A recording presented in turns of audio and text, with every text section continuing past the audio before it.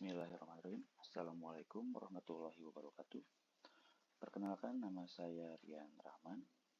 Saya adalah mahasiswa jurusan Teknik Informatika di Universitas Nusa Putra.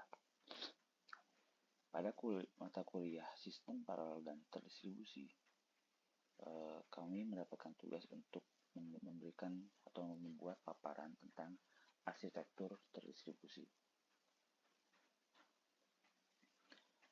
Dahuluan yaitu definisi arsitektur terdistribusi, yaitu sistem yang terdiri dari beberapa komponen yang terdistribusi di berbagai lokasi, tetapi berfungsi sebagai satu kesatuan. Tujuannya untuk meningkatkan efisiensi, skalabilitas, dan ketahanan sistem. Sejarah arsitektur terdistribusi pada awal mula di tahun 1970-an adalah konsep pertama kali diperkenalkannya dengan mainframe dan sistem client server.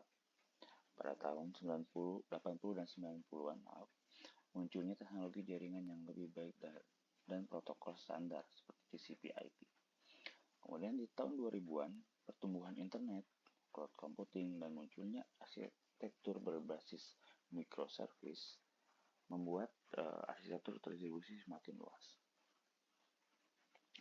Jenis-jenis dari arsitektur terdistribusi pertama adalah client server, model di mana klien meminta layanan dari server. Jadi server akan memberikan layanan ketika diminta.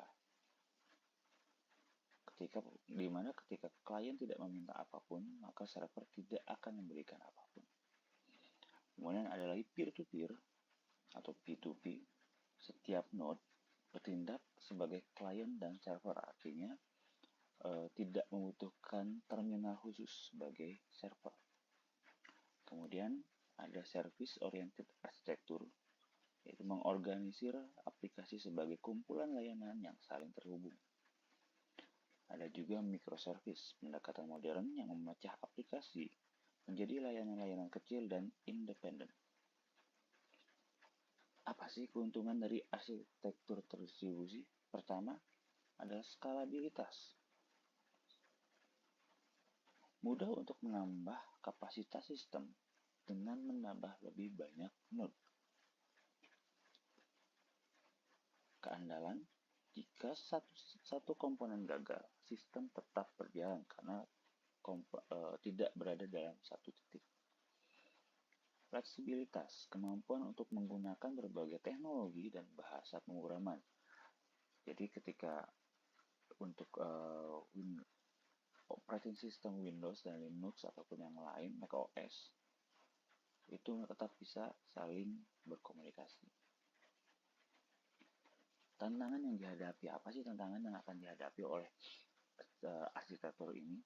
Pertama, kompleksitas manajemen. Lebih sulit untuk mengelola dan mengawasi jaringan yang terdistribusi. Kenapa?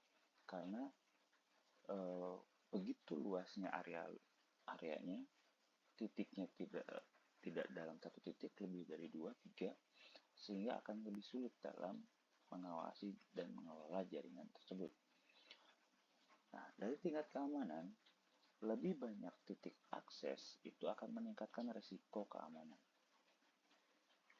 Keterlambatan jaringan, semakin luasnya jaringan akan menimbulkan latensi yang cukup tinggi yang dapat mempengaruhi performa dari sistem secara keseluruhan.